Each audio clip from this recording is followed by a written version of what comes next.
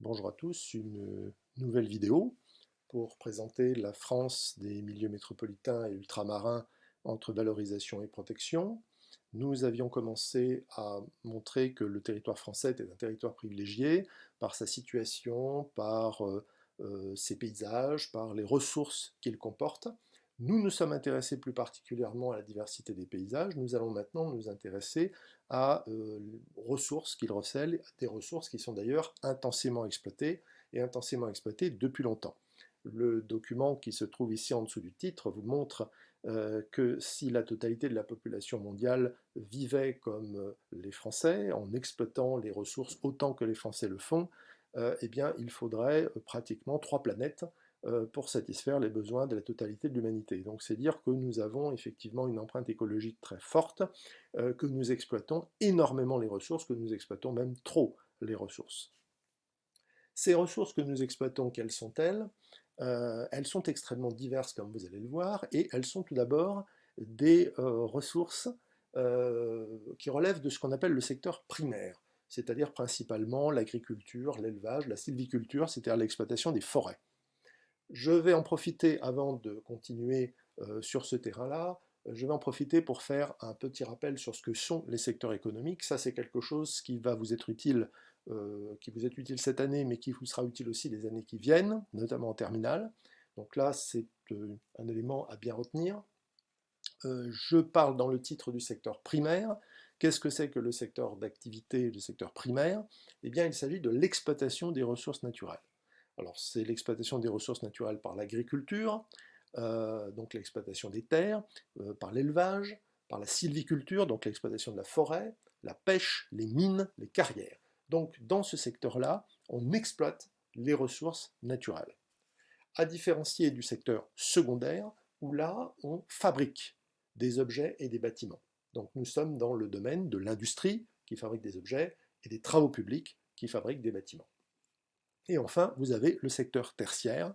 Là, il ne s'agit pas d'exploiter des ressources naturelles, il ne s'agit pas de fabriquer des choses concrètes, des objets concrets, il s'agit de produire des services. Alors là, on est dans un secteur extrêmement varié. Ça peut être l'enseignement, ce que je suis en train de faire, c'est produire un service d'enseignement. Ça peut être le commerce, donc on vend des choses, on ne les fabrique pas, on les vend. C'est la médecine, on soigne les patients, les avocats, on défend un patient, la police, on protège le public, etc. Donc là, c'est un domaine extrêmement varié et aussi extrêmement important dans notre économie. Pour en venir donc au secteur primaire, donc on a des espaces très favorables au secteur primaire. En effet, l'agriculture en France est une activité extrêmement ancienne, qui bénéficie de la diversité des milieux que nous avons vus. On est capable de produire des céréales, des fruits, des légumes, de cultiver des vignobles et donc de produire du vin et des vins de grande qualité. Les terres agricoles en France occupent 51% du territoire. La forêt, quant à elle, puisqu'on parle de sylviculture, occupe 31% du territoire. C'est la quatrième d'Europe. Et il faut savoir, vous pouvez vous dire, oui, mais l'exploitation de la forêt, ça ne représente pas une activité très importante. Eh bien, ce qu'on appelle la filière bois, c'est-à-dire toutes les activités d'exploitation du bois de la forêt française, génèrent plus de 400 000 emplois. Donc, c'est une activité qui est réellement importante.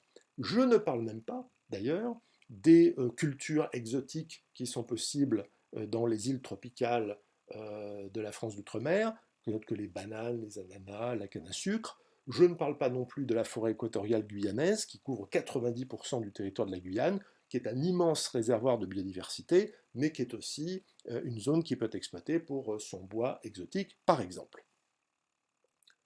Autre élément très important, la France a d'immenses littoraux. Elle a également une zone économique exclusive extrêmement grande, et tout ça permet la pêche, la mariculture, autrement dit l'élevage de poissons en pleine mer, et le tourisme. La France, en effet, a quelque chose comme 5800 km de côte métropolitaine, peut-être 19 000 au total. À vrai dire, personne n'a jamais compté la totalité du kilométrage des côtes françaises. Ce qui est certain, c'est que la France a une zone économique exclusive très importante. Alors, qu'est-ce que c'est que la zone économique exclusive? Eh bien, la zone économique exclusive, c'est une bande de mer ou d'océan située entre les eaux territoriales et les eaux internationales, et une bande de mer sur laquelle un État riverain, dispose de l'exclusivité d'exploitation des ressources. Donc la zone économique exclusive, c'est une zone, lorsqu'on parle de celle de la France, c'est une zone où seul l'État français peut autoriser l'exploitation des ressources. L'exploitation des ressources qui se trouvent dans la mer, qui se trouvent au fond de la mer, qui se trouvent en dessous du fond de la mer. La limite de la zone économique exclusive se situe à 200 000 nautiques, c'est-à-dire 370 km de la côte. Si on utilise un schéma, voilà ce que ça donne. Donc vous avez au départ le territoire du pays en question. Vous avez ce qu'on appelle les eaux territoriales, la zone contiguë, la zone économique exclusive, le tout s'étendant sur 370 km. Puis, vous avez au-delà une possibilité dans certains cas d'étendre la zone économique exclusive, nous n'allons pas aborder ce problème ici, et s'étend surtout la zone internationale, c'est-à-dire une zone que tout le monde peut exploiter. Dans la zone internationale, tout le monde peut pêcher librement, par exemple. Si on représente encore autrement ces différentes zones, voilà ce que ça donne. Donc vous avez le territoire terrestre du pays, les eaux intérieures qui sont considérées comme l'équivalent des espaces terrestres, mer territoriale, zone contiguë, puis zone économique exclusive, le tout sur 200 000 marins. Et ensuite, vous avez le plateau continental étendu, éventuellement, et les eaux internationales. Bon. Ça, ce sont des choses que vous aurez l'occasion de revoir en terminale. Pour l'instant, ce qui est important, c'est de repérer la zone économique exclusive, donc la zone économique, la zone des 200 000 nautiques. Ça, c'est vraiment ici le plus important.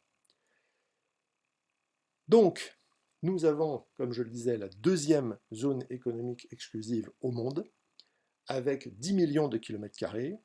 C'est possible grâce à la France d'outre-mer, grâce à toutes ces îles, à tous ces territoires que la France possède sur différents océans. Vous avez ici une carte qui vous montre en bleu pâle la zone, les eaux internationales. En bleu un petit peu plus foncé, toutes les zones économiques exclusives. Et en bleu foncé, vous avez la zone économique exclusive française. Donc dans ces espaces-là, qui font plus de 10 millions de kilomètres carrés, aujourd'hui on s'approche même plutôt de 11 millions de kilomètres carrés, dans ces espaces-là, en principe, seule la France peut autoriser l'exploitation des ressources. Par exemple, seule la France peut autoriser la pêche, peut autoriser la prospection pétrolière, etc. En effet, dans ces zones, on a la possibilité d'exploiter du pétrole.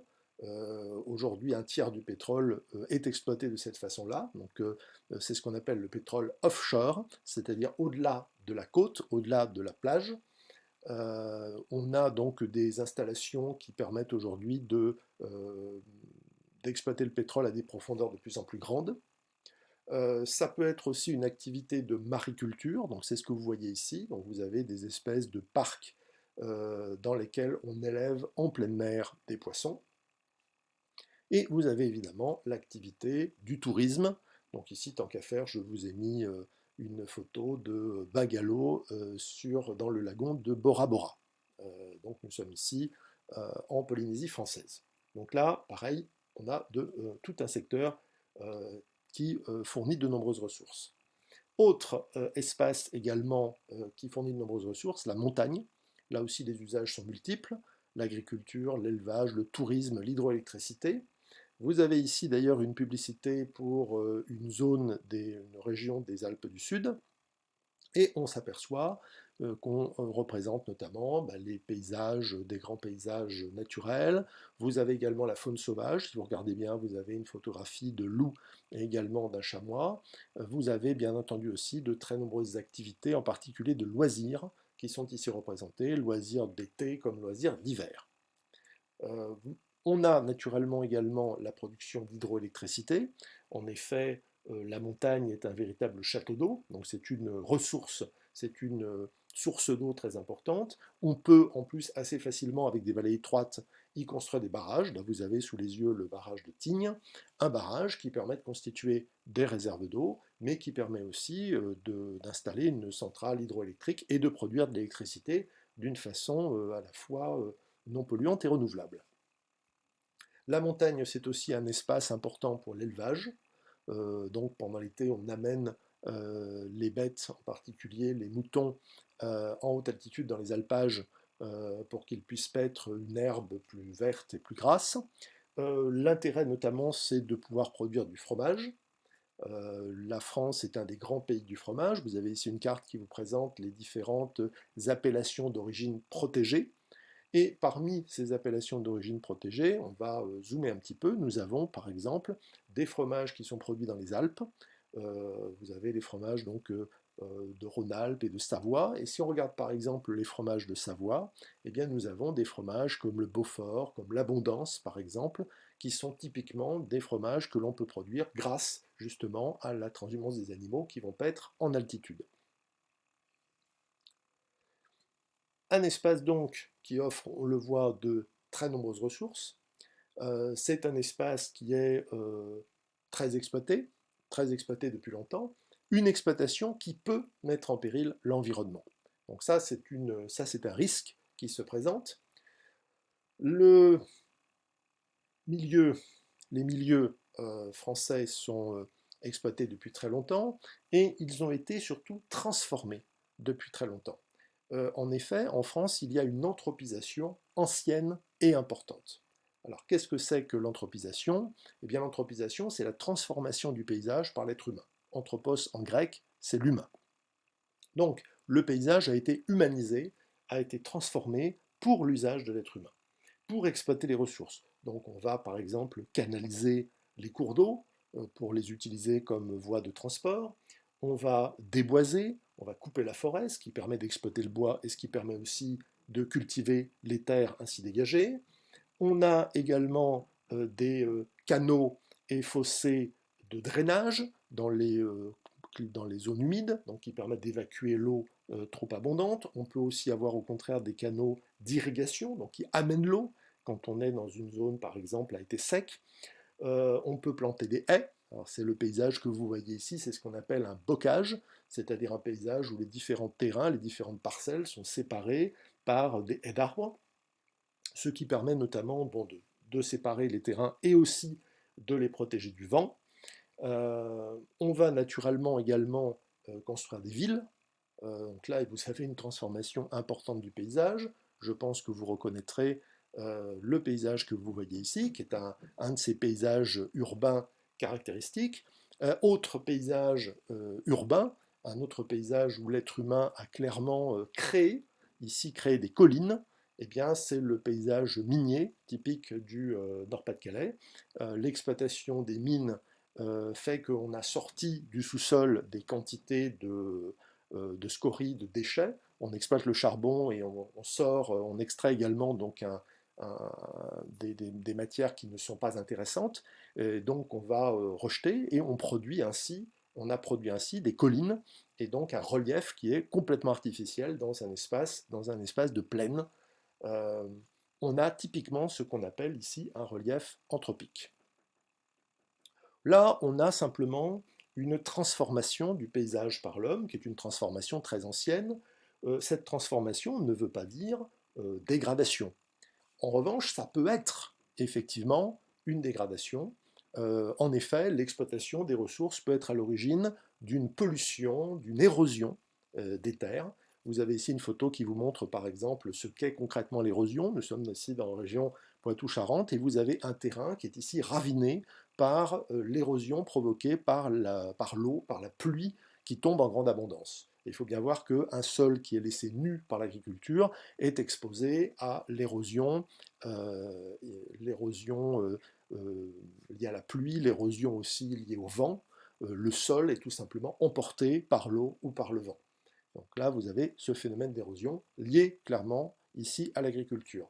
Lié aussi à l'agriculture, eh bien, vous avez la pollution des sols avec les engrais et les pesticides utilisés pour une production intensive. Vous avez aussi le tassement du sol par le passage répété des tracteurs. Ça, c'est également un problème. Le sol est tassé, il va par conséquent être moins bien aéré, et les plantes vont moins bien respirer et on peut avoir, et les micro-organismes du sol d'ailleurs aussi. Donc là, il y a une dégradation assez nette. Vous avez aussi de toute façon les activités humaines telles que l'industrie, telles que les habitations peuvent générer une pollution de l'eau et de l'air également. Vous avez par exemple les pics de pollution qui sont assez réguliers dans certaines conditions climatiques.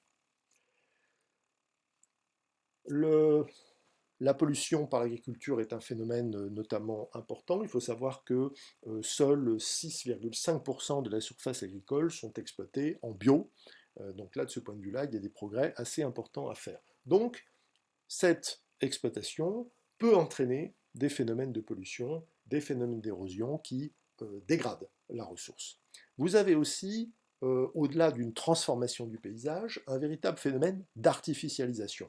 C'est-à-dire que là, on ne se contente pas de transformer le paysage, on ne se contente pas, par exemple, de canaliser un cours d'eau, on ne se contente pas de créer des haies. Là, cette fois-ci, on va véritablement bétonner et asphalter un terrain. On va couvrir le terrain, on va totalement l'artificialiser. Donc lorsqu'on construit des bâtiments, eh bien, on couvre le terrain de béton. Lorsque l'on construit des routes et des rues, on le couvre d'une couche d'asphalte. Ce phénomène d'artificialisation se fait en particulier au détriment des terres agricoles. Alors, on a ici un exemple de ce que peut donner un paysage artificialisé. Voici un graphique qui vous montre bien que progressivement, entre 1992 et 2014, le pourcentage de sol artificialisé n'a cessé d'augmenter. Il est arrivé à 9%. Actuellement, on est sans doute aux environs de 10% des sols de la France métropolitaine qui sont artificialisés. Et ce que l'on voit, si vous regardez bien, c'est que ça se fait au détriment des terres agricoles. La zone en jaune-orange, alors qu'en revanche, on s'aperçoit que les zones boisées, ici en vert, ne bougent à peu près pas. Donc c'est vraiment une réduction progressive de la surface agricole qui est la conséquence de cette artificialisation. Cette artificialisation, elle est assez rapide, elle est en tout cas importante. Vous avez quelques 78 000 hectares de surface agricole qui disparaissent tous les ans en France, ce qui veut dire un stade de foot toutes les 5 minutes et la surface d'un département tous les 7 ans. Donc c'est vraiment énorme. Comment est-ce que ce phénomène se produit? Eh bien, vous avez en particulier l'extension des villes, ce qu'on appelle l'étalement urbain. Voici l'exemple de Béthune. Donc là, nous avons une vue aérienne de Béthune qui se trouve ici à l'est, donc à droite de la photographie. Et vous pouvez constater que la ville va s'étendre, notamment sous la forme de lotissements. Et on le voit bien, c'est notamment de cette façon-là que ce qui était des villages au départ deviennent des villes secondaires, Anzin, Vendin-les-Béthunes. On a un paysage ici qui est typiquement un paysage de lotissement. Donc là, il y a une artificialisation avec la construction de maisons individuelles ou de quartiers entiers en maisons individuelles. Et ça suppose évidemment remplacer des terres agricoles par des terrains habités. Vous avez également la construction de zones d'activité. Alors les zones d'activité, sur cette photo-là, on en voit notamment 3. On en voit une qui se trouve au sud, avec un, si vous regardez bien, avec un espace, un bâtiment circulaire qui n'est autre que la rotonde. Vous avez également à l'ouest, donc un terrain ici en forme plus ou moins triangulaire à l'ouest d'Anzin, et vous avez également donc au nord-est de Béthune une autre zone d'activité. Donc là, on a également la construction de bâtiments, la construction d'espaces bétonnés et asphaltés, qui là aussi font disparaître des terres agricoles assez rapidement. Donc, artificialisation, on le voit avec l'étalement de la ville, artificialisation également de la côte. Alors ça, c'est un phénomène qui est ancien, avec par exemple la réalisation de ce qu'on appelle des polders. Alors vous voyez ici l'évolution d'un paysage qui est celui du marais Poitevin, et on voit en particulier qu'à partir du XVIIe siècle, on a transformé complètement ce paysage naturel, qui est un paysage de marécage. On le transforme comment? Eh bien, on poldérise, c'est-à-dire qu'on va construire des digues, et on va ensuite pomper l'eau qui se trouve à l'intérieur des digues. Et ça permet, à partir de là, de s'installer, de cultiver ces terrains. Et donc de réaliser ce qu'on appelle des polders. C'est quelque chose qui a été fait de façon très importante, en particulier aux Pays-Bas. Vous avez également une autre transformation de la côte qui est différente, c'est la construction de ce qu'on appelle des terre-pleins. Alors, il y a un point commun avec les polders. Ici, vous avez un exemple qui est un exemple brestois. Le point commun, c'est qu'on construit une digue. Donc on voit bien que vous avez une espèce de digue un peu semi-circulaire. Donc on construit une digue, mais ensuite on ne va pas assécher le terrain, on va remblayer le terrain, on va amener de la terre, ce qui permet donc de gagner du terrain sur la mer. Donc voilà la définition. on réalise des terre-pleins, c'est-à-dire des terrains qui sont gagnés sur la mer par construction de digues et par remblayage. C'est une façon de gagner de la place pour cultiver, pour installer des industries, pour installer des zones portuaires, mais c'est évidemment une activité qui va détruire des espaces maritimes côtiers. Ici, nous voyons que la France, très clairement, est un pays qui est favorable à l'activité, qui présente de très nombreuses ressources, des ressources que nous exploitons et dans certains cas, cette exploitation peut conduire à une destruction ou à une dégradation des milieux. Donc ça, c'est une chose à laquelle il faut faire attention. La France est également un pays qui est confronté à de nombreux risques. Et ça aussi, c'est un problème qui doit être pris en compte, mais qui sera le sujet d'une autre vidéo.